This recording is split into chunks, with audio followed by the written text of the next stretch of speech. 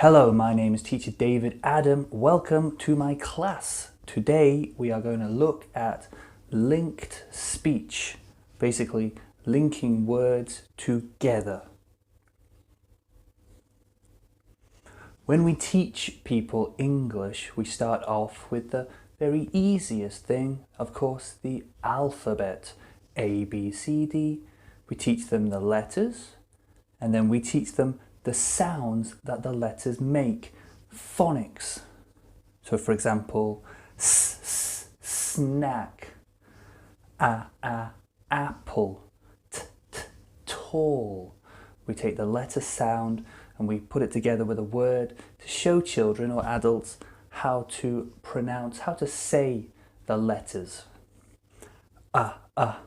Ugly, grow. Once we've taught them some sounds of letters, then we teach them how to join the letters together to make words.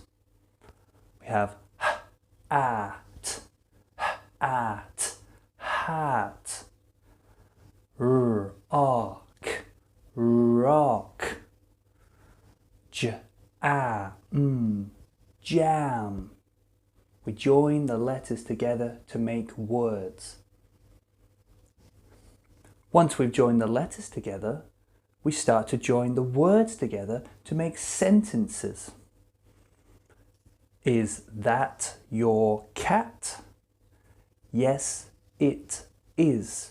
We teach the children or the adults how to read the words. After we've got a few words taught to the learner, to the student, there's another step that maybe some teachers don't teach their students, but it's something that all of us native English speakers do. We join words together. If the word ends in a consonant and the next word begins in a vowel, A, E, I, O, U, we can join these words together to make new sounds so that the way we speak doesn't sound like a robot. For example, here we have a sentence. If I read it, if I want to be clear, I could say 10 ants ate ice cream and danced under the moon. If I want to be clear, if I'm giving a speech and I want to make sure everybody understands what I'm saying, then yes, I will speak clearly, slowly. But if I am trying to appear natural in my speaking, in my pronunciation, there's something we can do. If you look at the first word, the first two words, 10 ants, 10 ants. The word ant begins with a vowel, A, A-E-I-O-U. So the A, now you see the word 10 ends in a consonant, ends in an N.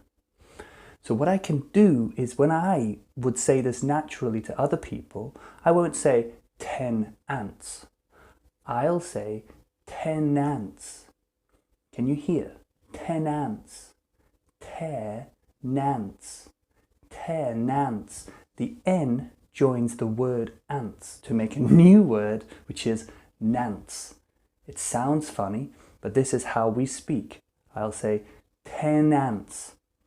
Okay, the next two words, ants ate. Again, you can see that the next word, ate, begins with an A. And so the last word of ants ends in an S. So it's a consonant joined to a vowel. So I'll say, I could say ants ate, two words, ants ate. But what I will say actually is I will put the S onto the beginning of the word ate. And I will say, ants ate, ants ate, ants ate. So I'll say, 10 ants ate, 10 ants ate ice cream. 10 ants ate ice cream. 10 ants ate ice cream. Now it sounds funny and it is silly, It's a crazy way to speak, but it's something that native speakers do without thinking. We don't think about it. Most people don't even know they do it. So I think it's important for people to practice this technique, not to 100% do it with every situation, but just to give your English that extra little level of fluency to make people feel like you know what you're saying.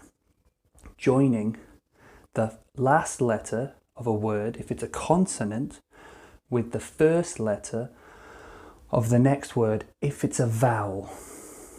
These examples are crazy. I've made these examples important. I've made them crazy.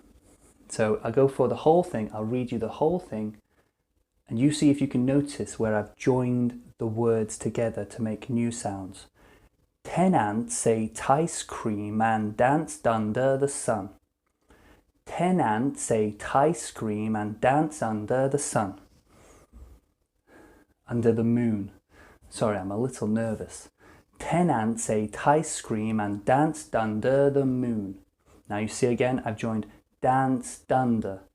Danced under. I know it sounds funny, but we take the word danced and we take the word under, and I can say danced under, danced under, danced under, danced under the moon, danced under the moon, danced under the moon.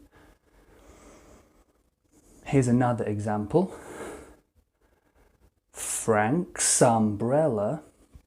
You see, I've taken the S from his name, Frank's, and I've joined it to the umbrella. So I say Frank's umbrella. I'm saying sumbrella. I'm not saying Frank's umbrella. I'm saying Frank's umbrella.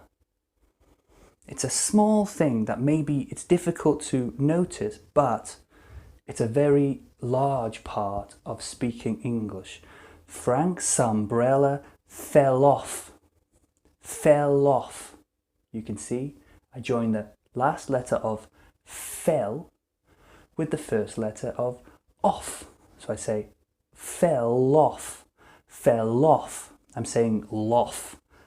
Sounds funny, but it makes my speech much more natural, and I do it without thinking. Frank's umbrella fell off the top of the mountain. Top of the mountain. Top of the mountain. Top of the mountain. Top of the mountain. Frank's umbrella fell off the top of the mountain. I'm joining top and the p of, top of the mountain. Last example. David and his uncle watched a chicken eating apple seeds. So we see David and, so I'm taking the D from David and I'm joining it with the and. David and his uncle, I'm saying sunkle. David and his uncle, sunkle, watched a, I'm saying watched a, taking the D from watched, putting it with the A, watched a chicken eating. Take the N from chicken, join it with the E from eating, chicken eating apple seeds. So I'm eating apple seeds. Gapple, I'm saying gapple. Taking the G from the eating and joining it with apple, gapple seeds. David and his uncle watched a chicken eating apple seeds. It sounds funny and it is ridiculous when I try and teach this. I make it silly just so that the student can kind of understand that it's not something we can do thinking about it. It's something we just need to practice and not do all the time. Obviously, I'm not going to say David and his uncle watched a chicken eating apple seeds. So obviously, the way we do it, it's just something that we do without even thinking about. And it's the last step of learning English properly, how to speak English. First, we start with letters. Then we start with letter sounds. Then we join the letters together to make words. then we join the words together to make sentences, and then we really join the words together to make fluent speech. I hope this video has helped you. If you've got any questions, please leave a message below. Thank you for watching. I'll say bye-bye.